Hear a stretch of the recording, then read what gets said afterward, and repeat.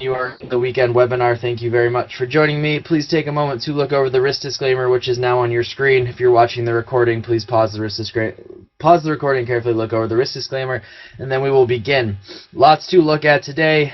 We do have some small gaps here to start the week. It looks like the Kiwi dollar is the biggest gapper, Kiwi gapping up in strength, but we'll run through all of that and as well as take all of your requests. We're going to start with something that one of my colleagues noted. This is from Chris, who's another strategist here, Global FX Club. This is the monthly futures for the Japanese yen. All right, we are sitting right in a general monthly support zone here on the yen futures, which I just want you to keep in mind as we run through some of the yen pairs, which we're going to start with. Just worth noting, remember when yen futures rise, yen pairs fall, all right, so the yen strengthens. Most of you know I am pretty bullish yen pairs. I do actually think that what's setting up here is a monthly bear flag, and that we will see a fairly significant sell-off down to these previous lows. But it's worth noting we're sitting right near this resistance area. The reason it's worth noting is that some of these yen pairs are right at resistance. This is Euro Yen, 4-hour chart of Euro Yen. We are right at this major resistance here. We're trading at 135.27, 135.50 highs. It's a little bit of a double top here, so we are right at the top of this recent range. Other CAD Yen, all right, we actually managed to gap, looks like just above that trend line here. Watch it if we do manage to close the gap and then close the 9 o'clock candle here back below the trend line. That may provide a nice short opportunity here on CAD Yen. Pound Yen is one that is clearly broken out. Okay, Dollar Yen is another one that doesn't have a lot of resistance ahead of it. Kiwi Yen just above the trend line. That's another one to watch. Just like CAD Yen, this is Kiwi Yen. If we do see CAD Yen push back below and close below this resistance level here, worth watching for a short. Alright, so keep your eye on Euro Yen, CAD Yen, and Kiwi Yen for possible yen pair shorts, possible yen pair longs, Pound Yen, Dollar Yen on a pullback. Aussie Yen actually is another really nice one here for a long, especially if we do see a pullback down here towards about 93.40, 93.30. Okay, nice little retest here of this break and then higher. So those are the pairs you want to keep your eye on here early in the week. These yen pairs may be active, especially after the gap. So with that overall picture in mind with yen futures, watch these individual yen pairs. There's some nice divergence between the two of them. You can set up some nice hedge trades if that's something that you're into. Most of you know that that's not something I like to do. Alright, so I got a request for Pound Swiss, so I'm going to do the Swissy pairs before I forget. This is Dollar Swiss. Kind of an ugly potential bull flag. Top trend line's actually pretty solid. We have 3 clear tests on that. The bottom one's a little bit shaky, but watch this moving average support here around 91. Breakout above 91.80 opens up some pretty decent long opportunities on Dollar Swiss. Pound Swiss as requested.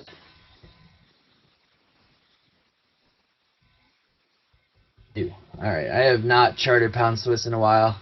Let me kick out here to the daily chart, see what we're looking at. Alright, so this pair on there, it looks like an ascending triangle to me on first initial look. Price level here. This 148 level holding pretty well. Would like to see this pair bump up against this 148 figure and then get a nice daily close above it. Alright, maybe even above these previous highs. On the other hand, should we start to see a pullback, that would be around 145.15 that I'd be looking for opportunities to buy it up. So in general, ascending triangle, those tend to be bullish, so I'd be watching those opportunities here. And actually, I mean, now that I look at it, let's see if this is what I think it is. Nah, not quite a perfect 50% fit test, but worth noting that it did hold that pretty well. That tends to suggest that new highs may be in the works. We'll see how that plays out. But right now I'm watching that 148 figure for a breakout. Watching 145.40 or so for possible long opportunities. Let's look at the inverse of pound Swiss, which is euro pound. All right. See, same general, right? Almost a perfect 50% fib test. Trend line to watch is up here, and this would be the support area. Okay, so this now on this one, it looks like a descending wedge more than a triangle. Descending wedges tend to be bullish, so we have a little bit of divergence here in terms of expectations. I prefer to trade euro pound. So if we do see a sell-off here down to about 82.80, that might be good for an aggressive long for a move up towards 87.50 if this wedge is willing to break. First level of resistance is this 84.50 figure or so on that wedge. And then on a straight pullback here, 84.50 is resistance on the 50 and 200-day EMAs, as well as this previous rejection point here on this big candle here. So, pound Swiss, euro pound. I sort of kicked through the yen pairs. Let me do those again real quick. I am looking for dollar yen longs on a dip. Okay, it looks like this is a nice breakout here. I don't know where I'm going to get in. I mean, if we get all the way down to 99, I'd buy it. But I'll be watching shorter term charts for an entry above 99. I don't think we'll get down that low. But I will be watching that one for a potential long. Pound yen, I am flat on pound yen. That was the chart of the day a little bit ago.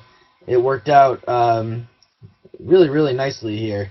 Very solid breakout on this day here, and then 2 strong bullish days. Another one where I'm definitely looking for a pullback to buy, maybe 160 would be a different area. The best area, if we see a move all the way back down here towards 159, basically, that would be a great opportunity to start loading up on pound yen longs. This is how I measure these triangle.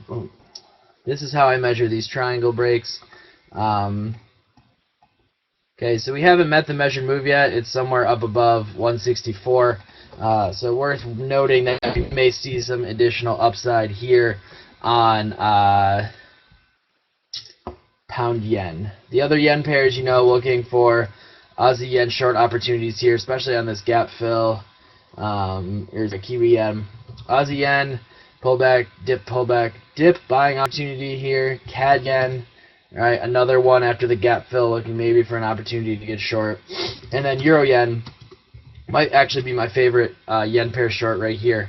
Right up against that previous high, and did not break it on any sort of gap. So that is definitely a decent opportunity to keep your eye on for if this range holds. I mean, that's a 400 pip move back down to 130, 150 or so.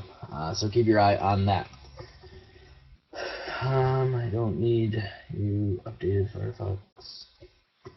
Other majors. Let's run through the rest of the dollar pairs. Let's take a look at the 4-hour chart of Aussie dollar. Right at resistance here. All right. 50 period EMA here on the 4-hour chart. This channel, looking for, if we do see some continuation lower, this would be a nice opportunity to short Aussie dollar. Kiwi dollar, I guess let's do, alright, so that's that. Longer term, if we look at the daily chart, alright, if we do see a breakout here on this daily chart, the next major resistance is about 95. If we do manage to get above there, then it's about 97.40. Still right now, I'm tentatively bearish, looking for a move back down towards 89. This level right here, that is the key level. That is about 92.75 or so. 3 very nice daily holds on that level, so definitely keep an eye out for that. We do still have, well, we have this open gap here that we just opened. And then I think that's, well, this gap right here is maybe still open. Very close. Yeah. Yeah, it is. By the hair on its chin, but I guess it still is. Kiwi, this is the Kiwi dollar. Daily chart, you can see we gapped higher here. We're up around 83.54. We closed at around 83.30, so about 20 pip move higher here at the open.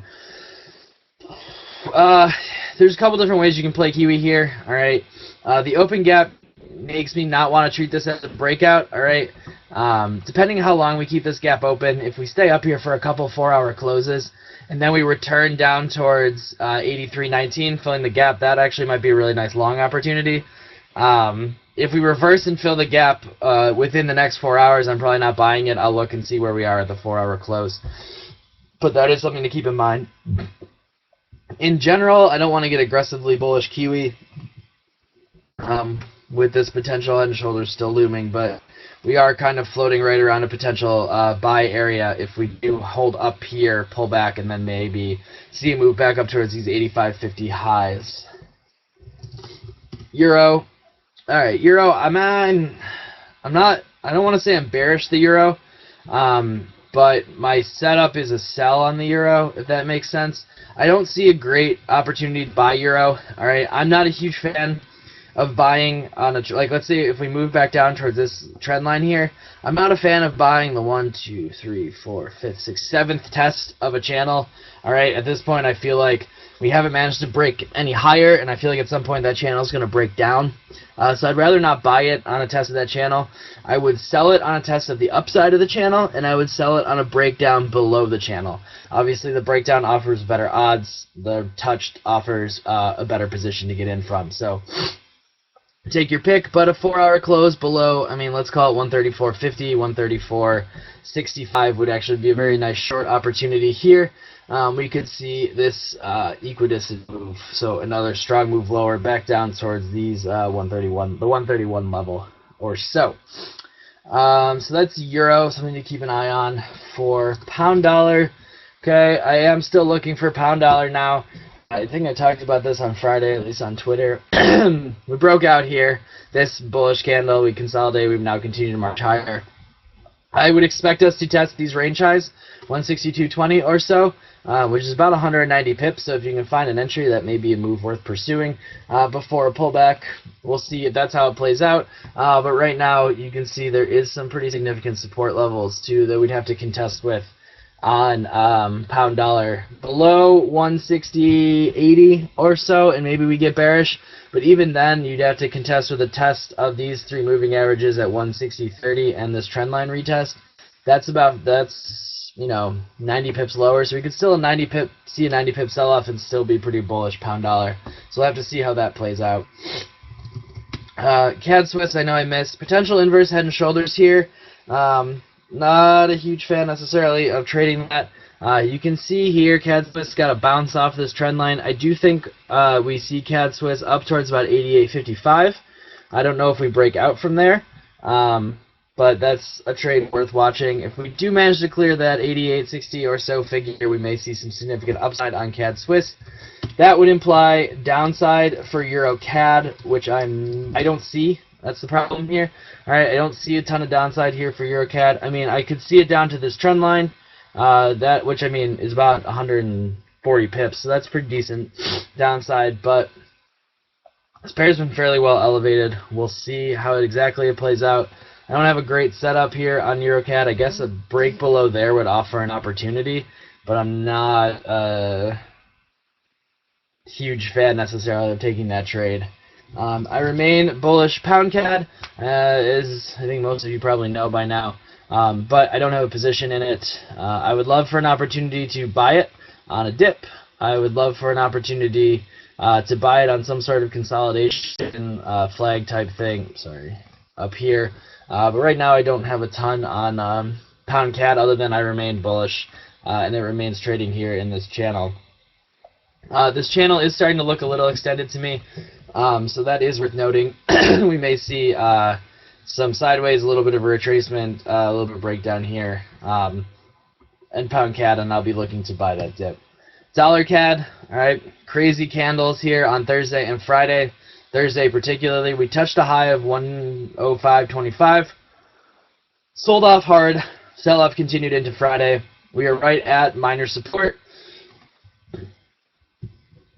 Minor support right here at 104.25, so about 100 pips below the reversal point.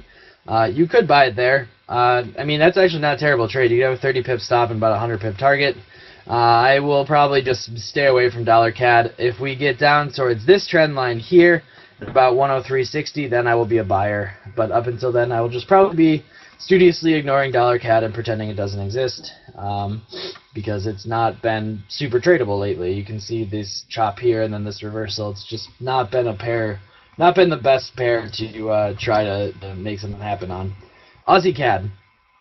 If you wanted to short the Aussie dollar, an Aussie CAD setup would be a breakout here above this top of this channel.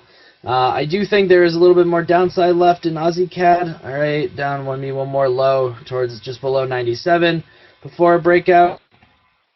So that's something to keep an eye on. If we do see this channel break, we could see some more downside here on Aussie CAD before a move higher. So I'm mostly just watching that channel here. Kiwi CAD is just kind of ugly. It's been ugly for a while, really since forever. 87.80 major resistance, 86 major support-ish. I mean 86 down towards these two previous lows here, which is 85.70, 85.70. So about a 30 pip range of support on Kiwi CAD. Frankly, I don't think anyone should trade in Kiwi CAD up here, or at least right here. If you wanted to fade it close to 87.80, I think that would be a good trade. But other than that, I don't think touching it here offers you a good risk reward in either direction. Let's do the Nordics.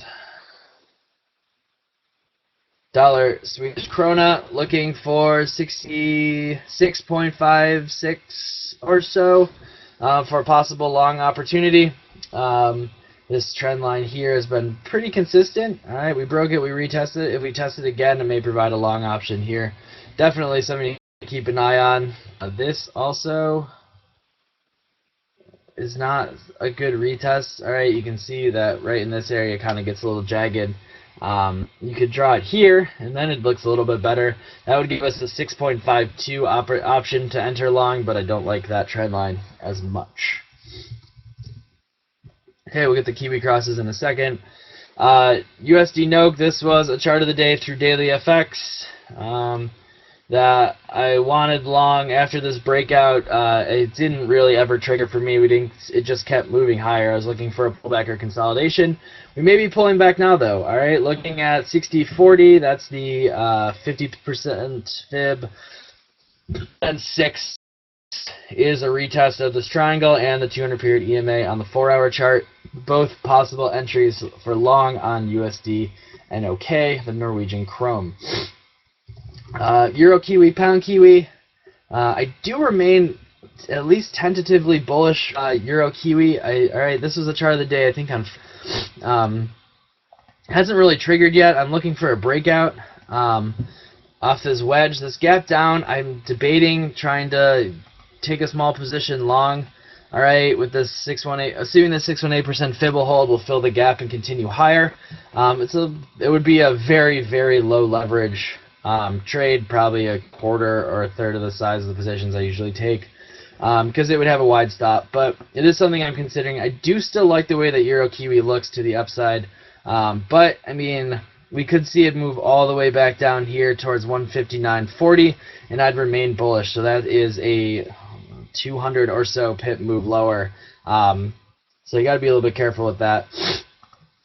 Pair's kind of a pain to trade. If I do trade him, it's always with smaller than usual positions and wider than usual stops, because otherwise you just get joinked out before a big move higher or lower, depending on the way you're looking. Major breakout would be above 165. That would really, really get me encouraged for longs. Right now we'll have to see. Pound Kiwi, I actually like to the upside as well. This one, though, with this gap down, we may see it move all the way down to about 192 before bouncing perhaps higher. Again, we'll have to see. A lot of what happens with those is going to depend on what happens with Kiwi Yen and Kiwi Dollar. So those what you have to kind of keep in mind. Let's do the Aussie crosses. Pound Aussie, major resistance 173, major support this ascending trend line here, which we're not that far away from. Euro Aussie, kind of maybe flagging here. Okay, 145 is basically the major support, major resistance level, and we are sitting just above the major support level. So that's actually another Aussie short that I like right here. Is Euro Aussie long, which would be shorting the Aussie dollar. 143 or so would be, well, you probably need your stop at like 143.30 or so, which is about 60 pips. So that's just one to sort of keep an eye on for a possible move up towards these 150 highs. Again, that one will depend on how Aussie dollar and Aussie CAD look, and Aussie. Oh, Aussie CAD. Okay. E-minis continue their march towards, I don't know, something really high and far away. Very strong bullish candle here on the weekly E-minis. We're above the wedge. Again, this marks the 34th time I've had to redraw this wedge. Alright, if we include that wick, we're now testing it. Still only 2 touches on that wedge though, so it's not a particularly strong top. I'm kind of just picking points at random and seeing how it goes. So watch 1800, big round number. Maybe something will happen off there. But right now it seems like shorting E-minis is kind of just a waste of time and money. There's no real clear signal on that pair yet. If we do pull back, first level of major resistance is right in this area here. Call it 1775, which is 19 pips or 19 points away. So that, I mean, we have room for a small pullback before major support areas come in. Gold. Gold looks interesting here.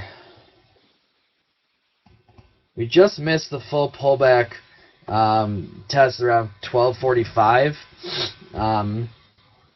We do have a decent reversal candle here off 1250, and we sort of pushed higher from there. Possible really kind of sloppy inverse head and shoulders forming on gold. I mean, if we can break this level here, break the 50-period EMA on the 4-hour chart, we could see a little bit of a move higher.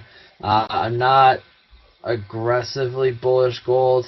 We're above that trend line. I don't know. I think gold is in position where it could squeeze higher, but I'm not really going to bet on it. I guess that's how I would phrase it. Silver. I don't feel really the same way about silver. Silver still looks bearish to me. Alright, still capped by that. Support down here. Kind of a little bit of a flag situation going on silver. We may see one further sell-off on silver. Move above 21 would do a lot to alleviate the bearish pressure on silver. Crude. Just beat up. Let's go to the daily chart on crude.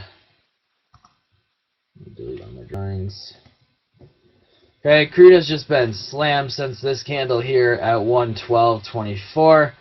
We managed to get back up to about 110 before the selling really took hold. So this is kind of just what crude's doing. It's trading lower in this channel. If we manage to break the trend, alright, and manage to get above 95.20, you could try to start buying crude, but really it's not of great interest to me at any point here. Maybe at these previous lows around 85, I would take a shot long. I don't trade crude, but if I did, I'm not really looking to buy it right now. I'd maybe try to buy it down here at around 88.56, but other than that, only on a channel breakout would I really consider giving it a shot long. Alright, last but not least, real Nikkei. I've talked about the Nikkei a lot. I've been talking about 15,000 for a long time. We cleared 15,000 pretty handily last week. Okay, this level here. So, I mean, a return to that level would be a long opportunity. May see yen pair buying. On the other hand, if we don't pull back, you can continue to see a move up towards about 16,000, and then from there we'll really have to see. The Nikkei is a big indicator of what the yen's going to do. So right now, those yen pairs that I looked at I mean, if the Nikkei keeps squeezing higher, they're going to keep squeezing higher. We'll see what happens when we get to 16,000. Only a move below 15,000 really makes things interesting and maybe gets the bears back involved. Yeah, there is an ETF for the Nikkei. Okay, this is it. You can also, it's NKY for those of you in the US. There's also EWJ. That is the Japan ETF with iShares. You can take your pick. I almost bought one of these before that 15,000 break, and I didn't, and I'm kicking myself. I'm not going to touch it up here. Not when we're closer to those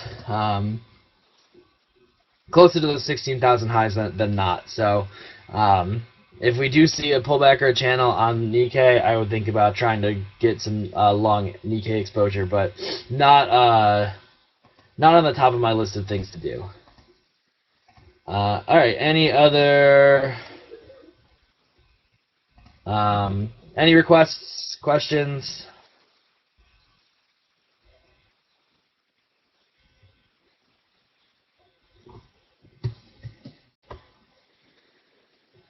I don't know if I have a favorite right now.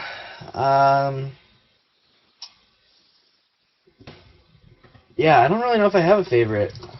I think my favorite, I would have to say, is just yen pairs, and not in either direction. I just think the best setups are on yen pairs right now. My favorite potential setup would be adding to these, or well, re-buying dollar yen and pound yen on pullbacks if we get them, or I guess buying a Aussie yen retest, or trying to sell a CAD yen reversal here. So the yen pairs are my favorites this week. We have the Bank of Japan monetary policy minutes this week, which might help. Other than that, I'm not a huge fan of the dollar. I do like Aussie dollar for potential shorts a bit to get down a bit lower. I don't really like the Kiwi at all. And I do like dollar SEK, dollar NOK, if we can pull back on those two. But right now, I mean, not going to be super aggressive here early in the week. I don't see a ton of great opportunities. We'll have to kind of see how the market shakes itself out.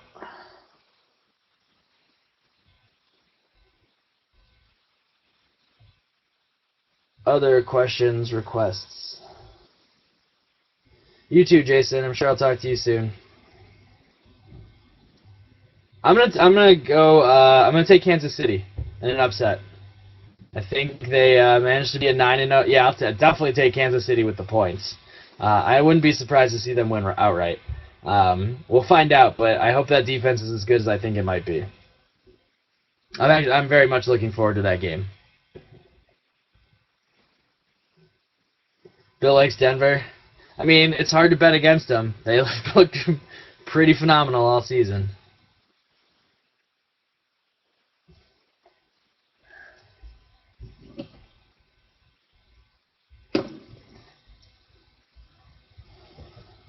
Alright, any other last thoughts, or I'm going to wrap it up and get some dinner. Alright guys, have a great night. I'll post the recording as soon as it's uploaded. Thanks for joining me. I look forward to speaking to you all soon.